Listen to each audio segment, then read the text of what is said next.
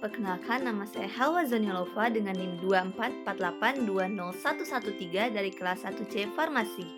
Di sini saya akan menjelaskan mengenai 3 hal, yaitu organel sel, teori sel, dan siklus sel. Yang pertama yaitu teori sel.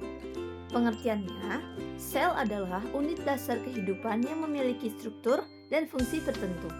Sel juga merupakan kumpulan organel yang terbungkus dalam membran sel dan berfungsi sebagai unit dasar kehidupan. Perkembangan teori sel. Sebenarnya perkembangan teori sel ini ada banyak, namun saya akan mengambil beberapanya yaitu dari Aristoteles dan Paracelsus, Greu dan Malpighi, Hertwig dan juga Brown. Bentuk sel itu ada banyak. Ada uniseluler, multiseluler, batang atau basil, bulat atau kokus, memiliki badan buah, atau diplococcus, streptococcus, dan lain sebagainya. Fungsi sel yang pertama adalah sebagai metabolisme. Sel melakukan metabolisme untuk menghasilkan energi dan sintesis zat-zat yang tidak diperlukan. Yang kedua, untuk pertumbuhan dan perkembangan.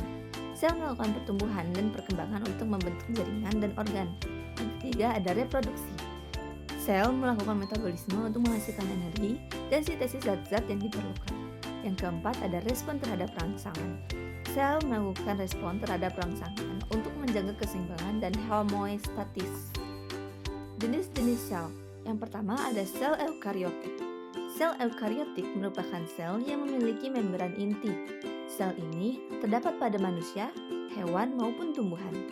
Struktur DNA-nya juga lurus dan sangat panjang, membentuk spiral ganda pada inti sel, mitokondria, dan kloroplas. Juga, respirasi sel eukariotik dilakukan pada mitokondria. Yang kedua, sel prokaryotik. Sel ini tidak memiliki inti. Sel ini hanya terdapat pada bakteri, kyanobacteria, dan alga. Bersifat uniseluler dan berstruktur DNA yang melingkar. Yang ketiga ada sel tumbuhan. Sel ini memiliki dinding tebal yang tersusun atas selulosa, hemiselulosa, kutin, lignin, dan pektin. Sel ini juga memiliki kloroplas, plasmodesmata, dan juga vakuola. Bentuk selnya juga sangatlah kaku.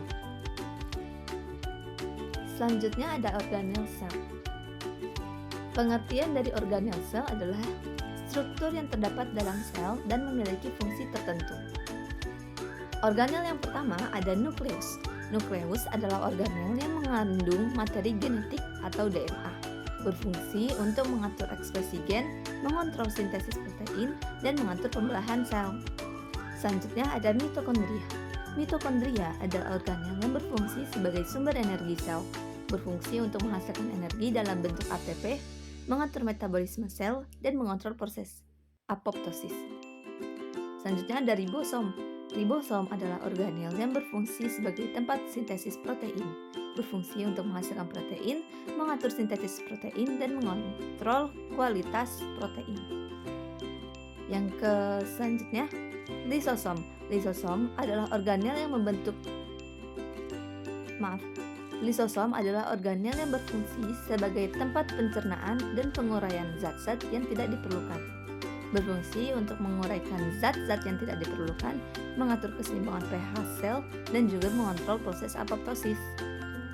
Organel selanjutnya adalah Golgi.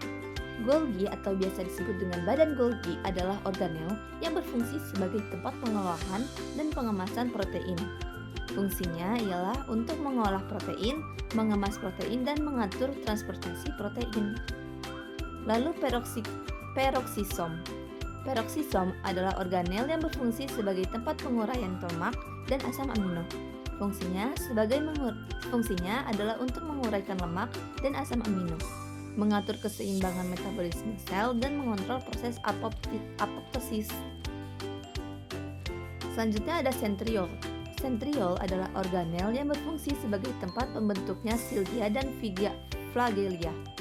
Fungsinya untuk mengatur pembentukan sila dan flagella, mengontrol gerakan sel, dan mengatur keseimbangan sel. Dan yang terakhir ada plastida. Plastida adalah organel yang berfungsi sebagai tempat fotosintesis pada tumbuhan. Fungsinya yaitu mengatur fotosintesis, menghasilkan energi, dan mengontrol keseimbangan metabolisme sel. Yang ketiga ada siklus sel.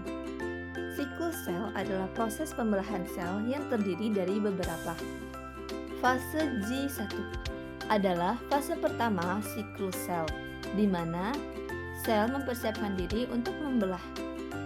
Fungsinya yaitu untuk mengatur ekspresi gen, menghasilkan protein, dan mengatur metabolisme sel. Yang kedua ada fase S. Fase kedua ini adalah di mana sel melakukan replikasi DNA, berfungsi untuk menghasilkan salinan DNA, mengatur ekspresi gen, dan juga menghasilkan protein. Yang ketiga ada fase G2. Fase ini adalah fase ketiga siklus sel, di mana sel mempersiapkan diri untuk pembelahan, berfungsi untuk mengatur ekspresi gen, menghasilkan protein, dan mengatur metabolisme. Yang keempat ada fase M. Fase M adalah fase keempat siklus sel, di mana sel melakukan pembelahan, berfungsi untuk menghasilkan dua sel anak dan mengatur ekspresi gen. Selanjutnya yang terakhir yaitu siklus sel dan pertumbuhan sel. Siklus sel berperan penting dalam pertumbuhan dan perkembangan sel, berfungsi untuk mengatur pertumbuhan sel, menghasilkan sel-sel baru, dan mengatur keseimbangan sel. Sekian dari saya, kurang lebihnya mohon maaf. Wassalamualaikum warahmatullahi wabarakatuh.